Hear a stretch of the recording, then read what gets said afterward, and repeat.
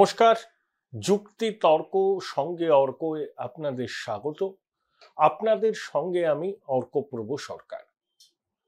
আজকে আমি যে থাম্বনেলটা দিয়েছি, শেষ পর্যন্ত কি চাপের মুখে নতি স্বীকার করতে চলেছেন মমতা?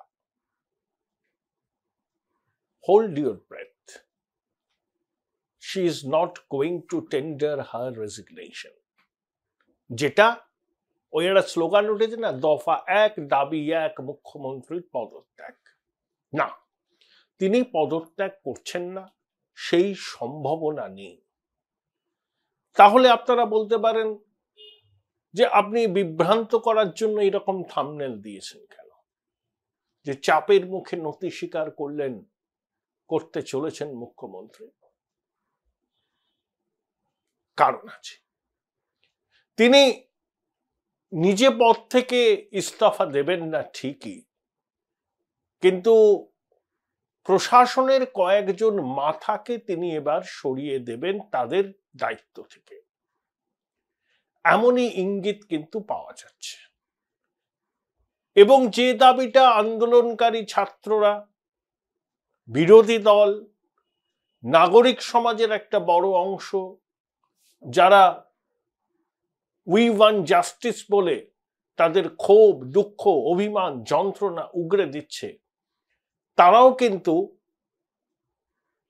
এই দাবিটা করেছে। কি সেই দাবি?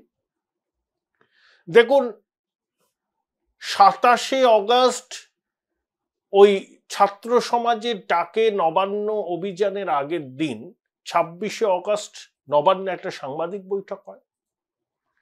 সেখানে এডিজি দক্ষিণবঙ্গ সুপ্রতিম সরকার, এডিজি আইন শৃঙ্খলা মনোজ বর্মা, ডিসি সেন্ট্রাল ইন্দিরা মুখোপাধ্যায় ছিলেন।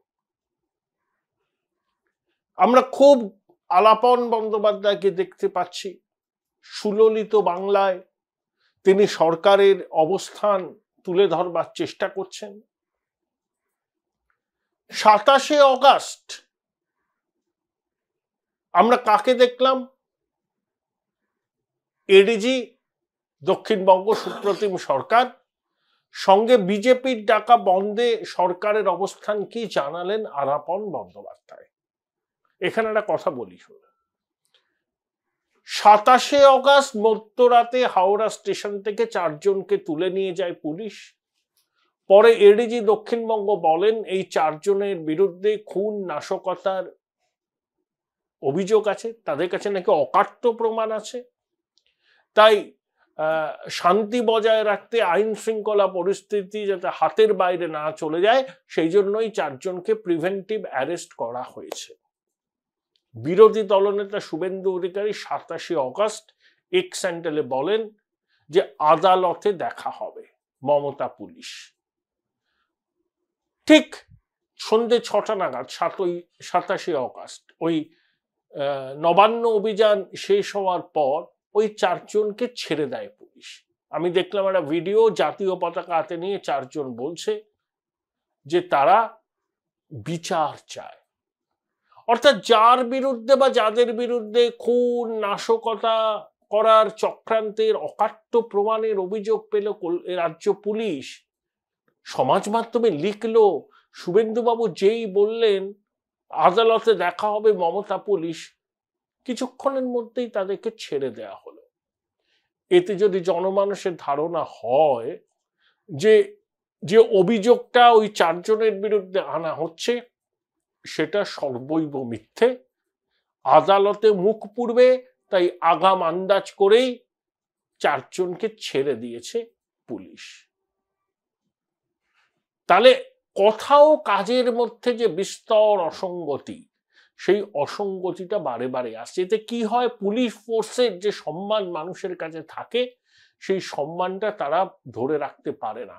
সম্মান বজায় রাখার দায়িত্বও কিন্তু সংশ্লিষ্ট প্রতিষ্ঠান বা সংশ্লিষ্ট ব্যক্তি মানুষের। সমাজ, জনসাধারণ আমাকে সম্মান করবে কিনা সেটা নির্ভর করে আমি কি ধরনের কাজ করছি, আমার আচরণের উপর।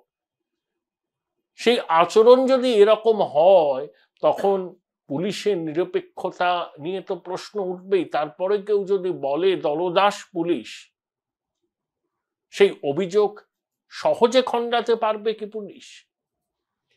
এবার আসুন, কয়েকদিন ধরেই দেখা যাচ্ছে আলাপন বন্দ্যোপাধ্যায় খুব অ্যাক্টিভ, এডিজি দক্ষিণবঙ্গ সুপ্রতিম সরকার খুব active, DC central Indira Mukhopadhyay খুব অ্যাক্টিভ।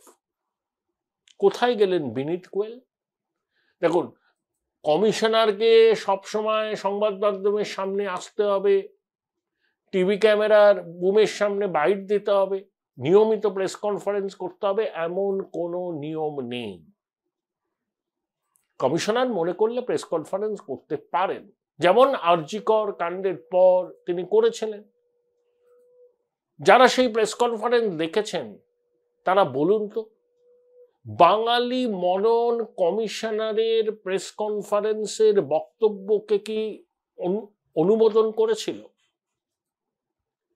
তিনি তো রিলেটই করতে পারছিলেন না বাঙালির ভাবাবেগ, বাঙালির মনন কোথায় আঘাতপ্রাপ্ত হয়েছে।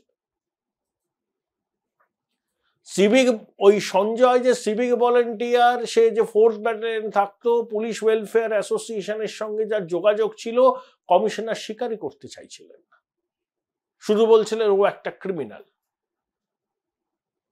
আপনারা যদি সেই প্রেস কনফারেন্সটা দেখে থাকেন, ইউটিউবে আছে, মনে কি হয়নি আপনাদের যে সংবেদনশীলতার প্রয়োজন ছিল কমিশনারের কথায় ব্যবহারে, সেটা কি সত্যিই ছিল? 2, আরজি করে 14ই আগস্ট রাত্রে ওই ভাঙচুরের পর কমিশনার গেলেন, আই এম অ্যাংরি বলে সংবাদ মাধ্যমের উপর ক্ষোভ উগড়ে দিলেন। কিন্তু আরজি করে হুলিগ্যানরা ভাঙচুর চালালো, পুলিশ কার্যত লুকিয়ে পড়ে আশ্রয় নিল, নার্সদের কাছে আশ্রয় ভিক্ষা করলো। তারপর কমিশনার সংবাদ মাধ্যমের উপর তার যাবতীয় ক্ষোভ উগড়ে দিয়ে দায় ঝেড়ে ফেলতে চাইলেন। তবে যদিও পরে বলেছিলেন ইন্টেলিজেন্সের ব্যর্থতা থাকলে আছে। এটাও কিন্তু প্রশাসনের একটা বড় অংশ, মানে সর্বোচ্চ মহল এবং পলিটিক্যাল শাসক দলের যে রাজনৈতিক ব্যাপার স্যাপার যারা দেখে, তারা কিন্তু ভালোভাবে বিষয়টা নেয়নি। দেখুন, বিনীত গোয়েল মুখ্যমন্ত্রীর প্রিয় পাত্র, তিনি সিআইডির ডিআইজি ছিলেন কামদুনি কাণ্ডের সময়। এখনো তো অভিযুক্তরা ছাড়া পেয়ে ঘুরছে, 1 ডজন বার পিপি পরিবর্তন হয়েছে, সুপ্রিম কোর্টে চলে গেছে, নির্যাতিতার পরিবার এখনো বিচার পায়নি। তা বিনীত গোয়েল অত্যন্ত আস্থাভাজন মুখ্যমন্ত্রী, অনেকদিন কলকাতা পুলিশের কমিশনারের পদে আছেন তিনি। Join Indian Institute of Hotel Management now. Right choice, right decision. Kolkata police RG করে নিরাপত্তার দেখভাল করবে না, করবে সিআইএসএফ। এটা কলকাতা পুলিশ এবং রাজ্য প্রশাসনের কাছে চরম বিড়ম্বনা এবং চরম অপমানের বিষয়। অর্থাৎ কেন্দ্রীয় বাহিনী রাজ্যের একটা হসপিটালের নিয়ম আইন শৃঙ্খলা রক্ষা করবে। অনেকে বলছেন এ তো নবান্নের কাছে অশনি সংকেত। এবার কি ধাপে ধাপে 355 ধারা প্রয়োগের পথে হাঁটবে কেন্দ্রীয় সরকার? যে এক্সটার্নাল অ্যাগ্রেশন আর ইন্টারনাল ডিস্টারবেন্স হলে রাজ্য সরকার সংবিধান মেনে কাজ করছে কিনা সেটা দেখার জন্যই 355 ধারা প্রয়োগ করা হয়। 356 ধারা প্রয়োগ করা সম্ভব নয়, যতই দাবি বিজেপি করুক না কেন, ওই দাবি করতে হয়।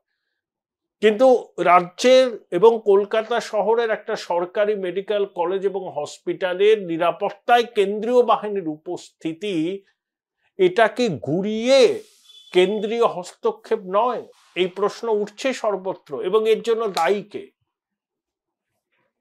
নবান্নের একটা বড় অংশ মনে করছে যে বিনীত গোয়েল তার কাজ সঠিকভাবে করতে পারেননি এবং তার জন্যই রাজ্য প্রশাসনকে অপদস্থ হতে হয়েছে। সুপ্রিম কোর্ট ভৎসনা করেছে এবং যে ধারণার উপরই তো সবকিছু হয়, পাবলিক পারসেপশন ঘুরে গেছে। অর্থাৎ কলকাতা পুলিশ যে কাজকর্ম করেছে, যেভাবে এই আরজিকর কাণ্ডের তদন্ত করেছে, তাতে জনমানসে বিস্তর প্রশ্ন আছে। দেখুন, এই যে সন্দীপ ঘোষকে একবারও ডাকার প্রয়োজন মনে করেনি কলকাতা পুলিশ, যাকে সিবিআই লাগাতার জেরা করেছে। এবার ইসিআইআর দাখিল করে ইডি ঢুকে পড়ছে আর্থিক দুর্নীতির তদন্তে। সন্দীপ ঘোষের অ্যাসোসিয়েটদের জিজ্ঞাসাবাদ করা হয়েছে। সন্দীপ ঘোষ ঘনিষ্ঠ এক ডেটা এন্ট্রি অপারেটর, যার কাজের জায়গা ন্যাশনাল মেডিকেল কলেজ, দুর্ঘটনার দিন ঘটনাস্থলে কি করছিলেন? সন্দীপ ঘোষের আইনজীবী কি করছিলেন? উত্তরবঙ্গ বর্ধমান সরকারি মেডিকেল কলেজ হসপিটালের চিকিৎসকরা ঘটনার দিন ওখানে কি করছিলেন? বিস্তর প্রশ্ন আছে। কিন্তু সন্দীপ ঘোষকে কার্যত ক্লিন চিট দিয়েছিল কলকাতা পুলিশ। কারোর নির্দেশে নিশ্চয়ই দিয়েছিল। কমিশনার বা তিনি যে তদন্ত কমিটি করেছিলেন অনেক 67 জন 164 জনকে নিয়ে, তাদের একবারও মনে হয়নি সন্দীপ ঘোষকে জেরা করা উচিত? করেননি। কার নির্দেশে করেননি? নাকি কোনো নির্দেশ ছিল না, এমনি এমনি করেননি? এটা হতে পারে না। এ রাজ্যে একটা গাছের পাতাও নড়ে না নবান্নের 14 তলার অনুমতি না পেলে। সেখানে কমিশনার, তিনি একজন পুলিশ অফিসার, তিনি জানেন না সন্দীপ ঘোষকে জেরা করাটা তদন্তের স্বার্থে কতটা জরুরি, কিন্তু করেন। কিন্তু এখন জনমানসে কলকাতা পুলিশের কাজকর্ম নিয়ে বিরূপ ধারণা তৈরি হয়েছে। একটা ধারণা হয়েছে যে কলকাতা পুলিশ তদন্ত ধামাচাপা দিতে চেয়েছিল, তথ্য প্রমাণ লোপাট করেছে তারা। এমনকি সলিসিটর জেনারেল তুষার মেহতা পর্যন্ত সুপ্রিম কোর্টে বলেছেন যে ক্রাইম সিনের অদল বদল হয়ে থাকতে পারে, তথ্য প্রমাণ নষ্ট করা হয়ে যেতে পারে। তদন্ত কলকাতা পুলিশ করেছিল প্রথম কয়েকদিন। তাহলে জনমানসের এই পুঞ্জীবিত ক্ষোভ, এখন কাউকে তো একটা স্কেপগোট খাড়া করতে হবে। তাই একটা মহল থেকে বলা হচ্ছে যে কলকাতার পুলিশ কমিশনার বিনীত গোয়েল আর পদে থাকতে পারবেন না, তাকে কমিশনারের পদ থেকে সরিয়ে দেবে নবান্ন। তাকে নিশ্চয়ই কোনো প্রাইজ পোস্টিং দেবে, কিন্তু কলকাতার পুলিশ কমিশনার হিসাবে তাকে আর বেশি দিন দেখা যাবে না বলে ওয়াকিবহাল মহল মনে করছে। দেখুন, কমিশনারের ইস্তফা বিরোধীদের দাবি, জনগণের একটা বড় অংশের দাবি এবং আন্দোলনকারী পড়ুয়াদের দাবি। সেই দাবি মেনে নেওয়ার অর্থ কিন্তু চাপের কাছে নতি স্বীকার করা। এটা প্রথম ধাপ। চাপ যদি আরো বাড়ে, আরো অনেক পদক্ষেপ আমরা দেখতে পাব। ইডি ইসিআইআর করে ঢুকে পড়লে আরজি করের কে সামনে রেখে তারা স্বাস্থ্য ভবনের দুর্নীতির তদন্ত করবে, এবং সেই দুর্নীতি তদন্ত করলে কান টানলে মাথা আসবে। অর্থাৎ স্বস্তি নেই, চাপ বাড়ছে, এবং সেই চাপের মুখে পড়ে কোন রকম একটা মুখ রক্ষা করবার জন্য প্রিয়পাত্র বিনীত গোয়েলকে হয়তো কলকাতা পুলিশের কমিশনারের পদ থেকে সরিয়ে দেবে নবান্ন। এবং এখন দেখুন, আলাপন বন্দ্যোপাধ্যায়, সুপ্রতিম সরকার, ডিসি সেন্ট্রাল, তারা তিনজনই বাঙালি, তাদেরকে সামনে আনা হচ্ছে। দেখুন, অবাঙালি আইএস আইপিএস অফিসাররা তারা যথেষ্ট দক্ষ, কিন্তু বাঙালি মননের আবেগ, বাঙালি মননে কোথায় আঘাত লেগেছে সেটা তাদের পক্ষে সবসময় কি নির্ভুলভাবে বোঝা সম্ভব? প্রথম কথা, ভাষাগত সমস্যা। প্রথম কথা, বাংলার কৃষ্টি সংস্কৃতির সঙ্গে তাদের পরিচয় সেরকম নয়। সেদিক থেকে আলাপন বাবু বলুন, সুপ্রতিম সরকার বলুন, ইন্দিরা দেবী বলুন, এরা প্রত্যেকে বঙ্গ সন্তান, এখানেই লেখাপড়া করেছেন। সুপ্রতিম সরকার বেশ কয়েকটি বই আছে, আনন্দ পাবলিশার্সের থেকে সেগুলো বেরোয়। আলাপন বন্দ্যোপাধ্যায় যথেষ্ট ভালো প্রাবন্ধিক এবং বক্তা, সুললিত বঙ্কিমী বাংলায় তিনি বক্তব্য রাখেন। অর্থাৎ এই যে বাঙালি আইএএস আইপিএস অফিসারদের সামনে তুলে ধরা, একটা ক্ষোভ তো আছে যে অবাঙালি আইএএস আইপিএস অফিসাররা তারা শুধু নিজেদের ক্যারিয়ার পদোন্নতির ব্যাপারেই উৎসাহী। একজন বাঙালি আইএএস আইপিএস অফিসার যার বেড়ে ওঠা, পড়াশোনা, চাকরি সবটাই পশ্চিমবঙ্গে, তাদের পক্ষে বাঙালির সেন্টিমেন্ট, আনন্দ, ক্ষোভ অনেক সহজে অনুধাবন করা সম্ভব। তাই নবান্ন এরা চেষ্টা করছে last ditch effort to salvage the crisis, যে এই বাঙালি আইএস আইপিএস অফিসারদের সামনে আনিয়ে। এতে কতটা কাজ হবে আমার মনে সন্দেহ আছে, কারণ আরজিকর কাণ্ড, অভাগিনী তার জীবন দিয়ে আমাদের যে নির্মম সত্যের সামনে দাঁড় করিয়ে রেখেছে, এবং যে গভীর ক্ষত এবং অনাস্থা তৈরি হয়েছে রাজ্য প্রশাসন সম্পর্কে, 2-3 জন আমলাকে মুখ বদল করে সেই ক্ষততে প্রলেপ লাগানো যাবে বলে আমার মনে হয় না। কিন্তু রাজ্য সরকার চেষ্টা করবে এবং করছেও তারা। সেজন্য বিনীত গোয়েলকে হয়তো সরে যেতে হবে, তার জায়গায় অন্য কেউ আসবে। খুব ভারাক্রান্ত হৃদয়ে মুখ্যমন্ত্রী এই সিদ্ধান্ত নেবেন যদি নেন, কারণ বিনীত গোয়েল তার অত্যন্ত আস্থাভাজন ও প্রিয় পাত্র। কিন্তু পরিস্থিতি এমন পর্যায়ে পৌঁছেছে, বিনীত গোয়েলের অপসারণের দাবি সব জায়গা থেকে উঠছে, এমনকি দলের মধ্যে থেকে উঠছে। তাই সেই দাবিকে আর অগ্রাহ্য করা মুখ্যমন্ত্রীর পক্ষে সম্ভব হচ্ছে না। এটা পুরোটাই অনুমান, কিন্তু সবকিছু তো একটা ধারণার উপর চলে। রাজনীতিতে 2-2 4 হয় না, 2-2 3 হয়, 2-2 7 হয়।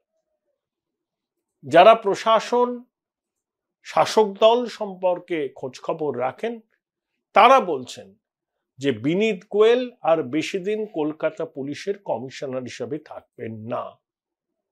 অর্থাৎ চাপের মুখে নতি স্বীকার তো করতে হবে যদি শেষ পর্যন্ত মুখ্যমন্ত্রী এই সিদ্ধান্ত নিতে বাধ্য হন। এটা আন্দোলনকারীদের এক প্রকার জয় বলেই তো মনে হয়, তাই নয় কি?